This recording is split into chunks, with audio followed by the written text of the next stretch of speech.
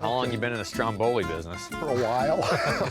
This is definitely a first, picking a Stromboli factory. You got motorcycles. Hey, look at this. Whoa. This is the Paramount. That's the Paramount. In 1938, Schwinn introduced the Paramount into their lineup. These were all handmade, and their big claim to fame back then was this is really super thin chromoly tubing.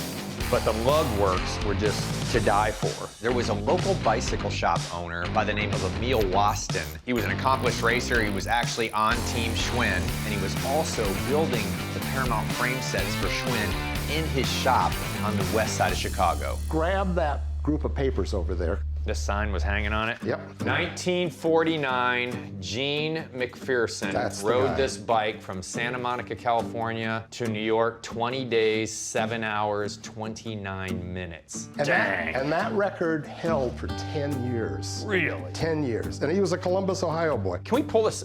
Yep. I need to. Can we open this up? I want to get a good look at this. Let's roll it out here. I love the red tires.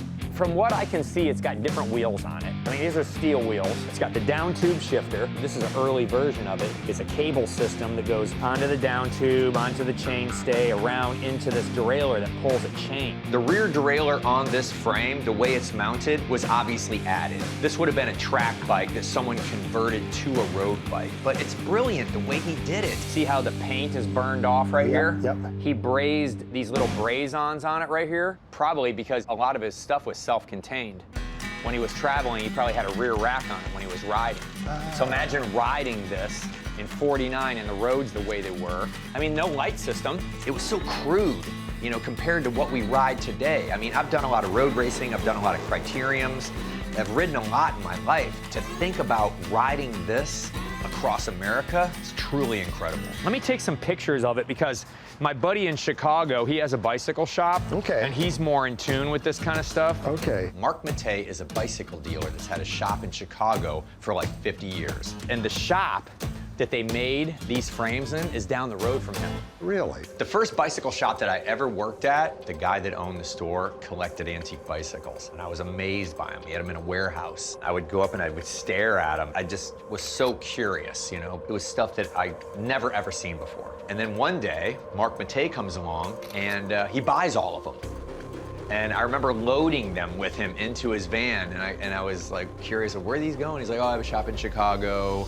And they were just gone all of a sudden from my life. And so that's when I started the quest to try to find antique bicycles. Did you get the photos of the Schwinn Paramount?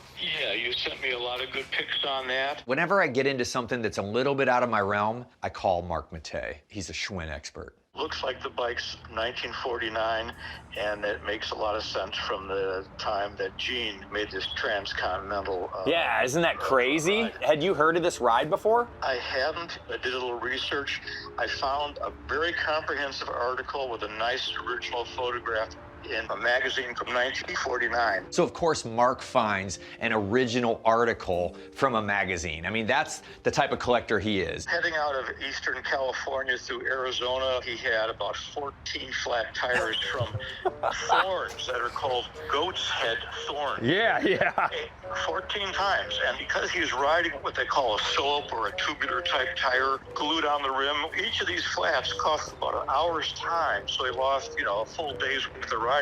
And then the other thing I found, he was unsupported on this ride. It wasn't like a sag wagon driving behind with spares or nothing. Well, that's what I was wondering, because if he was unsupported, then he had really no lights on the bike. It does mention that he had red reflectors on his pedals, which is before they became, federally mandated. Yeah. It's definitely the same frame. The photographs are clear.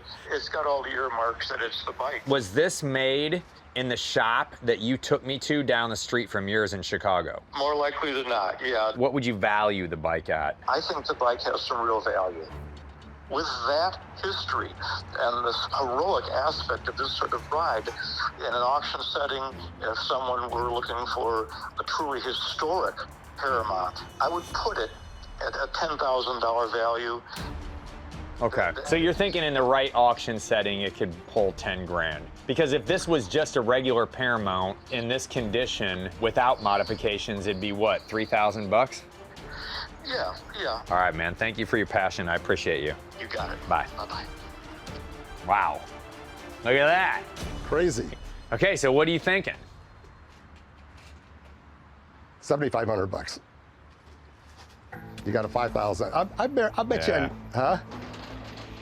I've been around I antique know, bikes I know. for a long time, just like you have. I know. And you know as well as I do to throw all the dice in on an auction prices. An auction can go either way. And what Mark is really saying, hey, you know, I value this at so much money, and maybe in an auction setting even more. An auction's always a gamble. Let's not talk about the fantasy of an auction. Let's talk about what's happening right now. I think the bike's worth like probably 7. I'll take 7. Yeah.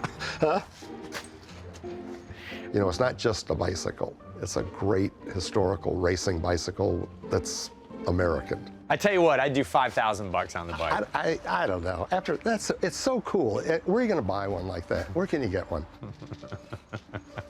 Give me 6,500 and take it. Yeah, I guarantee you'll make money at that. Oh my God. Pat and I have traded back and forth over the years on a lot of different things. I've bought stuff from him, he's bought stuff from me. Okay, so we always do the dance. We always go back and forth, you know, and we're both predictable to each other. 65's good. That's fair.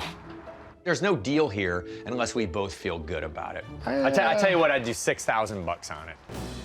If I recall correctly, I think I gave like 2,500 bucks for it 40 years ago, 40 or 35. I don't know how long. I don't know. It was a lot of money. 65. 62. 63. Oh, you're all right, you're tough. You're tough. No. Woo!